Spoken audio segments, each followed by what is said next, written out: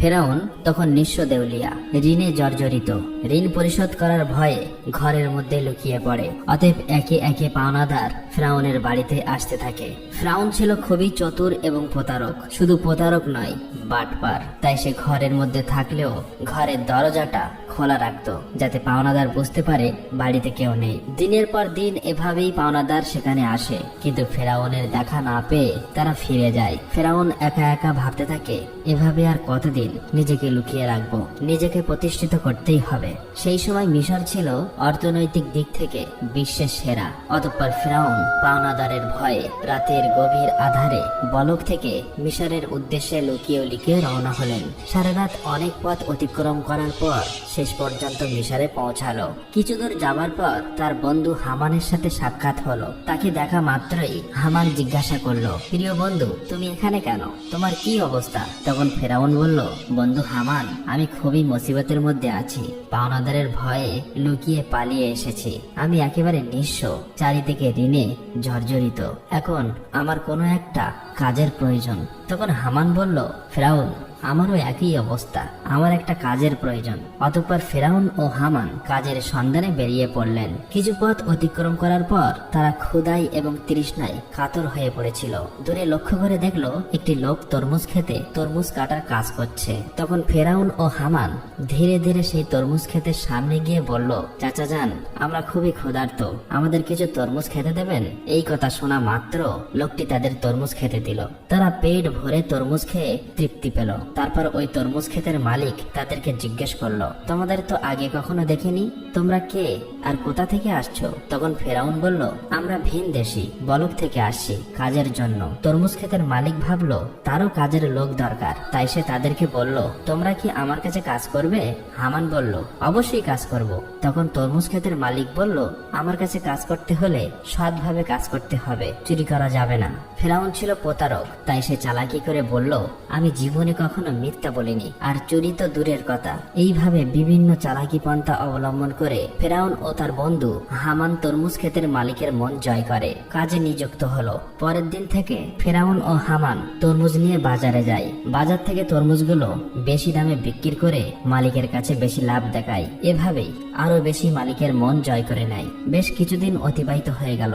একদিন ফেরাউন ওই ক্ষেতের মালিককে বলে, চাচা যান, আপনি তরমুজগুলো পিস হিসাবে আমাকে বিক্রি করুন, তাহলে আপনার আরো বেশি লাভ হবে। ক্ষেতের মালিক তার কথায় রাজি হয়ে গেল। অতঃপর পরের দিন থেকে ফেরাউন তরমুজগুলো আবারও বাজারে বিক্রি করতে নিয়ে গেল। ফেরাউন তরমুজগুলো পিস হিসাবে কিনতো, মাঝে মধ্যে কিছু তরমুজ চুরিও করত এবং বাজারে এসে তরমুজগুলো কেটে টুকরো টুকরো করে চড়া দামে বিক্রি করত। এভাবেই চালাকি করে ফেরাউন অনেক টাকা উপার্জন করলো। একদিন রাতে ফেরাউন তার বন্ধুকে বলল, হামান, এভাবে যদি আমরা শুধু তরমুজ বিক্রি করি তাহলে জীবনে কিছুই করতে পারবো না, আমাদের অন্য কিছু করতে হবে। সেই সময় ঘটে যায় এক চমৎকার ঘটনা। মিশরের বাদশা তার সেনাবাহিনীর দ্বারা দেশের মধ্যে একটি বিজ্ঞপ্তি জারি করে। সেনাবাহিনীরা বিভিন্ন জায়গায় গিয়ে বলে, এত দ্বারা জানানো যাইতেছে যে মিশরের কবরস্থানে একটি দারোয়ান প্রয়োজন।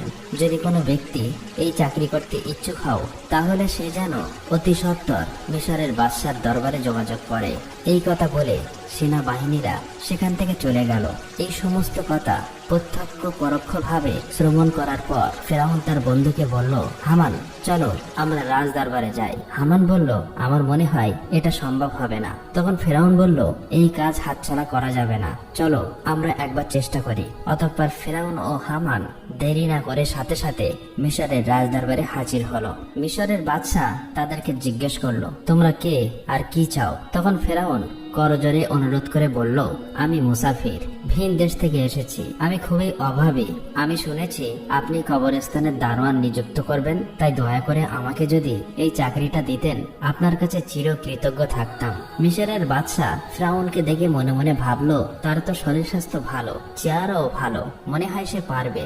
এই ভেবে ফেরাউনকে কবরস্থানের দারোয়ানের চাকরিতে নিযুক্ত করলো। পরের দিন থেকে ফেরাউন মিশরের কবরস্থানে দারোয়ানের চাকরিতে নিযুক্ত হলো। দিনরাত ফেরাউন কবরস্থানের সামনে দাঁড়িয়ে থাকে আর পাশেই একটি ছোট্ট ঘরে তার বন্ধু হামান ও ফিরাউন একসাথে বসবাস করে। একদিন রাতে কয়েকজন লোক একটি মৃত লাশকে দাফন করতে আসলো, কিন্তু ফিরাউন তাদেরকে বাধা দিল, কবরস্থানে ঢুকতে দিল না। তখন তারা বলল, কি ব্যাপার, আপনি লাশ দাফন করতে বাধা দিচ্ছেন কেন? আসলে ফিরাউন ছিল প্রতারক এবং বাটপার, তাই সে চালাকি করে বলল, আপনারা কি শোনেননি মিশরের বাদশা নতুন আইন করেছে, মৃত লাশকে দাফন করতে হলে 1 স্বর্ণ মুদ্রা দিতে হবে। এই লোকগুলো ফিরাউনের কথা বিশ্বাস করে নেয় এবং তাকে 1 মুদ্রা দিয়ে লাশ দাফন করে। এভাবেই প্রচার হয়ে যায় যে একটি লাশ দাফন করতে হলে 1 স্বর্ণ মুদ্রা দিতে হবে। এভাবেই ফিরাউন প্রতারণা করে অনেক টাকা উপার্জন করে। সেই সময় ঘটে যায় আজব ঘটনা। মিশরে সেই সময় আল্লাহর গজব শুরু হয়। চারিদিকে কলেরা, বসন্ত রোগে প্রচুর মানুষ মারা যেতে থাকে। অতঃপর কিছু লোক মৃত লাশকে দাফন করার জন্য কবরস্থানে আসলো। তখন ফেরাউন আরো চালাকি করে বলল, মিশরের বাদশাহ নতুন আইন করেছে, যদি কোনো ব্যক্তি কলেরা বসন্ত থেকে মারা যায় তাহলে 2 স্বর্ণ মুদ্রা দিয়ে তবেই তাকে এই কবরস্থানে দাফন করতে পারবে। ফেরাউন প্রতারণা করে সবার কাছ থেকে স্বর্ণ মুদ্রা নিয়ে অনেক টাকা উপার্জন করলো। এভাবেই সেই বছর অতিবাহিত হয়ে গেল। এরপর ফেরাউন তার বন্ধুকে বলল, হামান, এই দেখো 2 বস্তা টাকা উপার্জন করেছি, কিন্তু এইগুলো আমরা মিশরের বাদশার নিকট নিয়ে যাব। এই কথা শুনে হামান যেন চমকে গেল। সে বলল, ফেরাউন, তোমার কি মাথা খারাপ হয়ে গিয়েছে?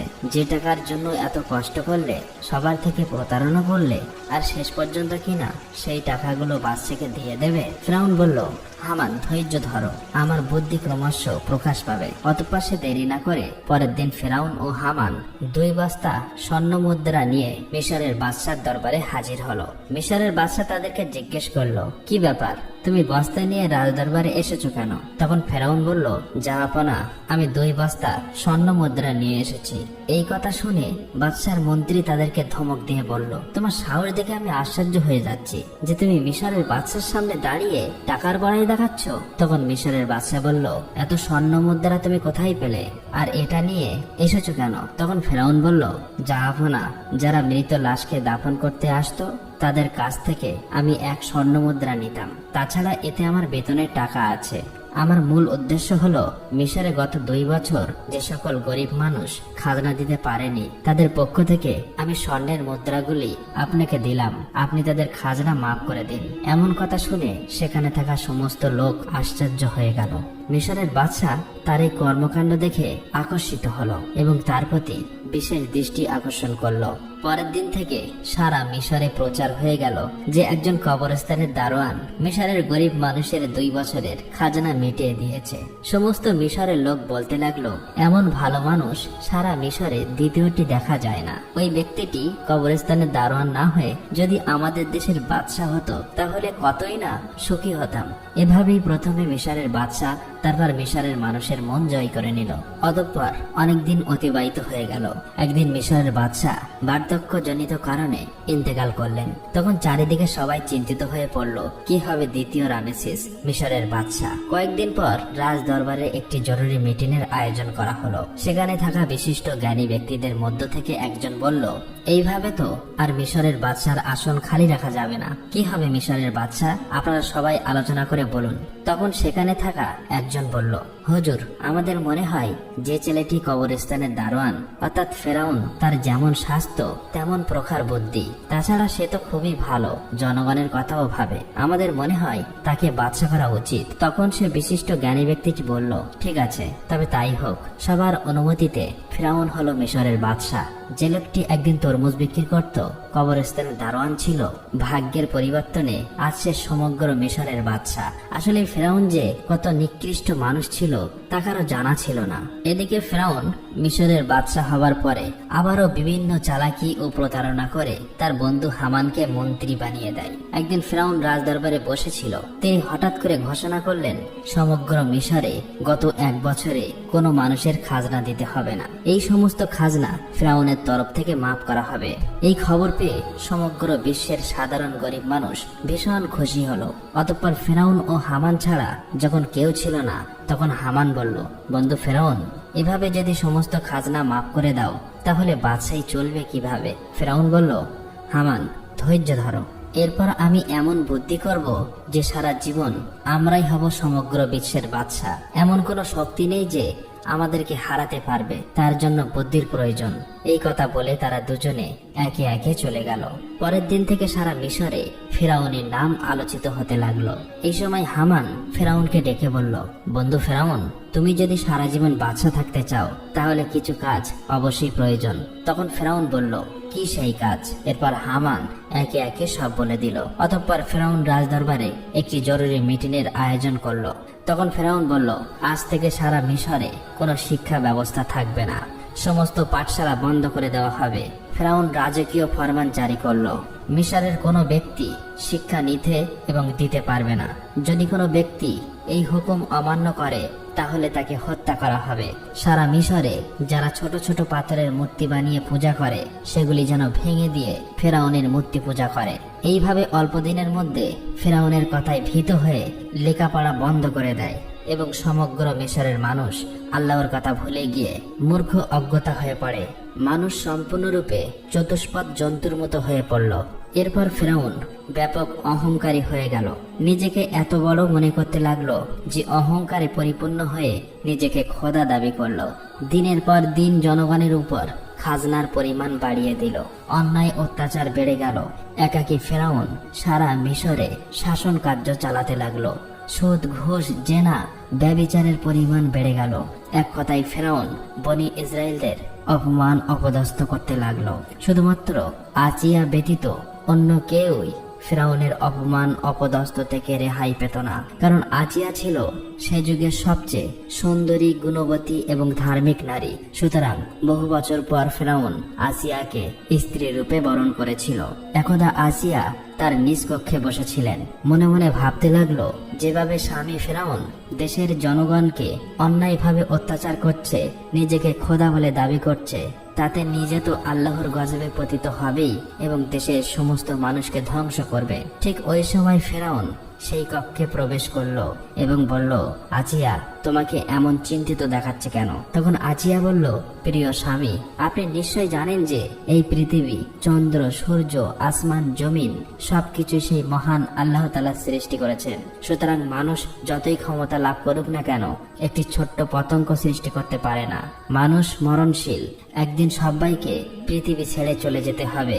তাই আপনি নিজেকে খোদা দাবি বন্ধ করুন এবং আল্লাহর পথে ফিরে আসুন। এই কথা শোনা মাত্রই ফেরাউন খুবই রাগান্বিত হয়ে ধমক দিয়ে আসিয়াকে বলল, আসিয়া, এই কথা যদি অন্য কেউ বলতো তাহলে তাকে আমি হত্যা করতাম। সবাই যেমন আমাকে খোদা মেনে নিয়েছে, তুমিও আমাকে খোদা বলে মেনে নাও, নয়তো তোমার অবস্থা তাদের মতোই হবে। এই কথা বলে ফেরাউন সেখান থেকে চলে গেল।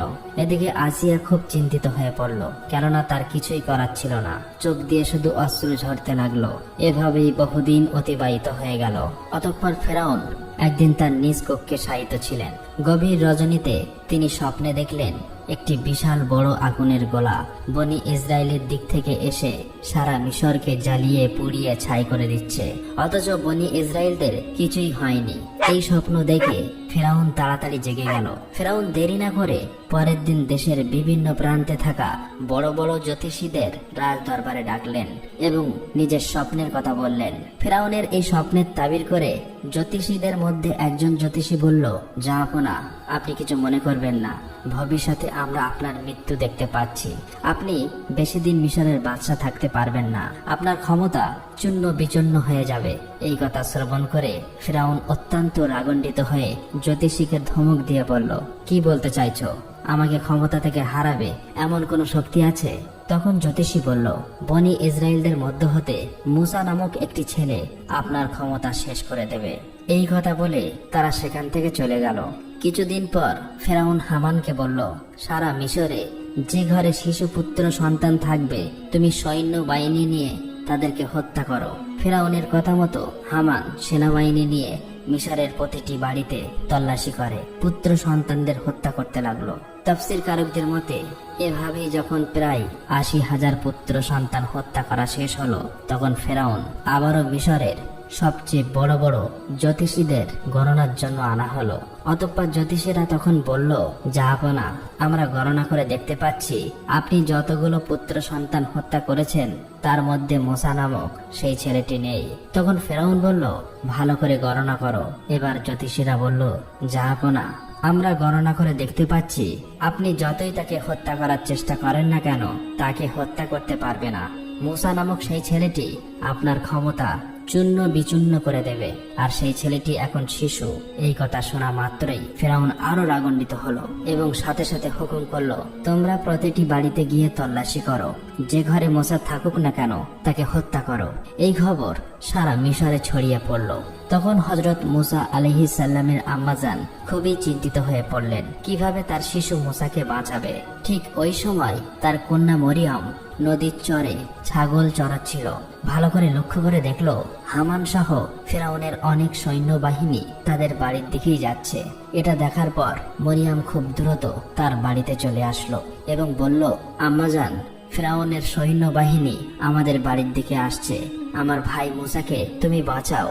এই কথা শুনে হযরত মূসা আলাইহিস সালামের আম্মাজান একেবারে হতভম্ব হয়ে গেল। তিনি কিছুতেই বুঝতে পারছে না কি করবে। ততক্ষণে ফেরাউনের সৈন্যবাহিনী তাদের বাড়ি ঘিরে ফেলেছে। এমন সময় আল্লাহ রাব্বুল আলামিন গায়েবী আওয়াজের মাধ্যমে বললেন, হে মূসার আম্মাজান, তুমি দেরি করো না, তোমার পুত্র মূসাকে জ্বলন্ত চুলায় রেখে দিয়ে এসো। হযরত মূসা আলাইহিস সালামের আম্মাজান আর দেরি না করে জ্বলন্ত চুলায় শিশু মূসা আলাইহিস সালামকে রেখে দিলেন। আর তখন হঠাৎ করে ফেরাউনের সৈন্যবাহিনী ঘরের মধ্যে প্রবেশ করলো। তারা বলল, আমরা খবর পেয়েছি তোমার ঘরের মধ্যে মূসা নামক পুত্র সন্তান আছে, তাড়াতাড়ি আমাদের কাছে দিয়ে দাও। তখন আম্মাজান বলল, এই দেখুন, আমার তো কন্যা সন্তান, যদি আমার ঘরে মূসা থাকে তাহলে তোমরা খুঁজে বার করো। তারপর ফেরাউনের সৈন্যবাহিনী ঘরের এদিক ওদিক তন্ন তন্ন করে খুঁজতে লাগলো, কিন্তু কোথাও পেল না। অবশেষে সেখান থেকে তারা সবাই চলে গেল।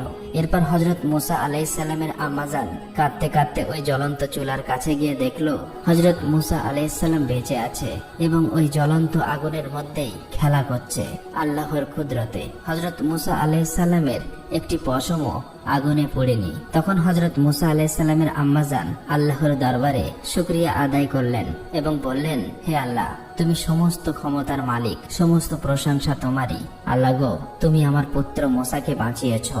অতঃপর হযরত মূসা আলাইহিস সালামের আম্মাজান ওই দিন রাতে স্বপ্ন দেখলেন আল্লাহ রাব্বুল আলামিন বলছেন, তুমি একটা কাঠের সিন্দুক তৈরি করো এবং হযরত মূসা আলাইহিস সালামকে ওই সিন্দুকের মধ্য দিয়ে নীল নদে ভাসিয়ে দাও। এদিকে আল্লাহ রাব্বুল আলামিন হযরত জিবরাইল আলাইহিস সালামকে ডেকে বললেন, হে জিবরাইল, তুমি যাও মূসা আলাইহিস সালামের আম্মাজানকে সাহায্য করো।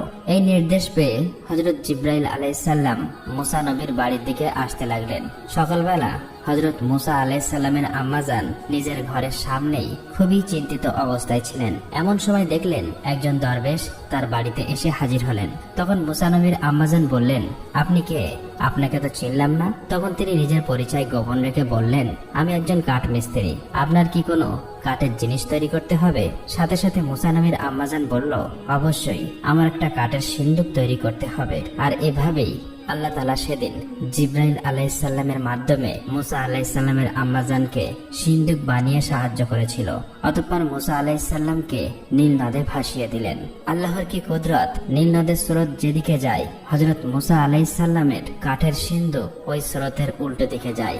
এইভাবে ভাসতে ভাসতে হযরত মূসা আলাইহিস সালামের এই কাঠের সিন্দুক ফেরাউনের রাজ দরবারের কাছে গিয়ে পৌঁছালো। সেখানে উপস্থিত ছিল ফেরাউন এবং তার স্ত্রী মা আসিয়া এবং দাসী। সিন্দুকটি দেখা মাত্র মা আসিয়া এগিয়ে এলো। মা আসিয়া সিন্দুকটি খুলে দেখলো একটি ফুটফুটে কচি শিশু, তার ললাটে যেন নূরের আলো চমকাচ্ছে।